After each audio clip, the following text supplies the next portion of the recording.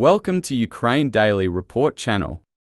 Good day everyone. Today, I will give you the latest updates on the June 11th Ukraine-Russia war. First, let's talk about the situation in Rivivka. Since 2022, the situation in the village has remained unchanged. There has been virtually no presence of ours there, and the village has become a hotspot where Russian sabotage groups regularly infiltrate.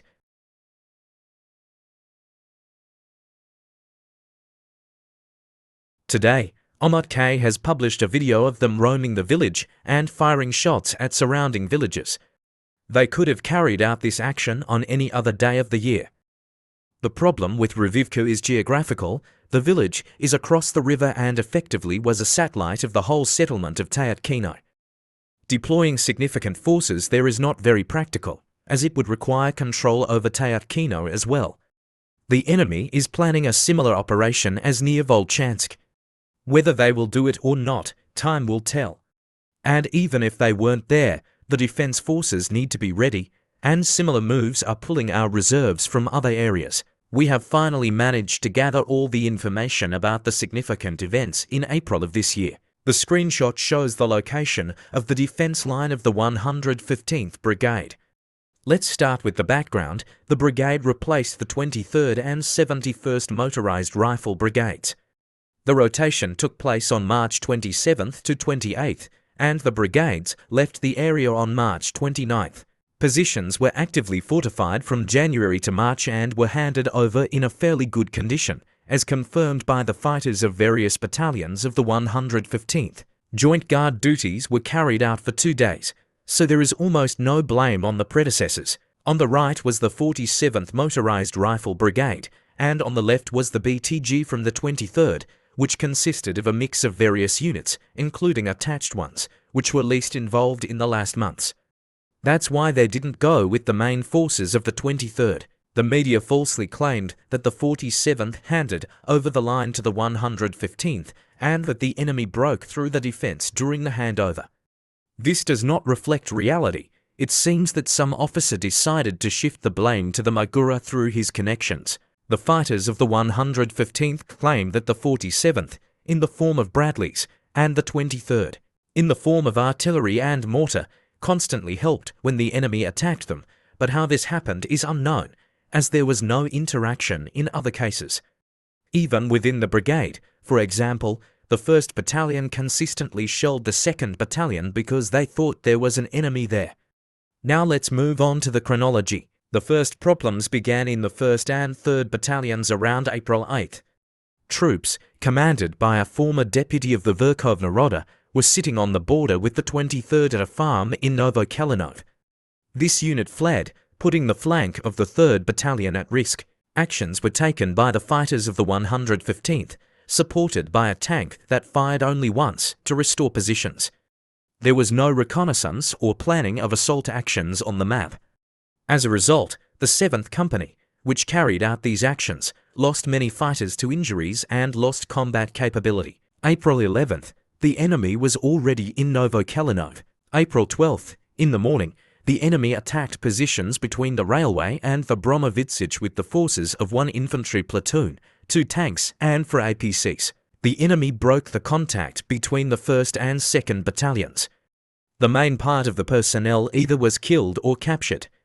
By evening, the Boxers were already moving towards the garden community and breaking the flank of the 2nd Battalion, which stood above Stepovie and did not leave its positions. Fire support platoons sitting in the garden community simply fled or refused to engage because they consisted of rear units and were limited in suitability. At Vidra, 15 enemy personnel were sitting all day, and neither artillery nor kamikazes could do anything to them.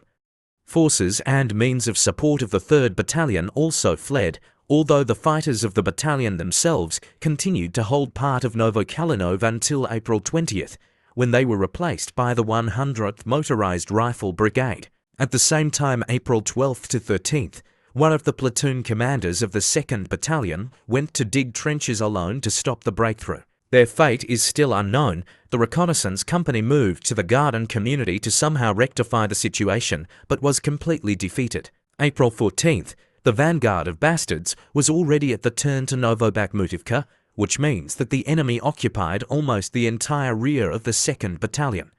In one of the conversations to the left of the battalion, the phrase "who knows where the 1st Battalion went" was heard. April 17th to 18th, the enemy was already at the station in Ocheretin and occupied part of the private sector. April 22nd, the bastards were already in the multi-story buildings near the plant and were shooting at cars trying to pass through the crossing. Defense of Ocheretin practically did not take place. The trenches around the village were just a parody and were not suitable for defense. The 115th did not plan to defend it.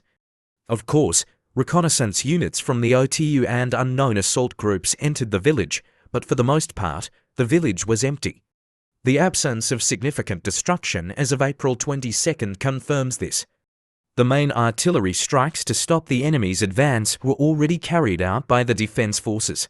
Interestingly, the figures for the losses of one of the battalions, where the dead were X and the missing in action were 2 for X, the majority of the latter actually perished. Conclusion: the fighters of the 115th Separate Motorized Rifle Brigade OMB are on the front line, engaged in battle and attempted to salvage the situation, but a significant portion ended up captured or killed. The brigade's reserves were not prepared, there was no coordination, and the level of preparedness for combat was also low. As a result, there was a failure on the front line and unjustified losses. The blame cannot be placed on previous units, and neighbouring support was minimal.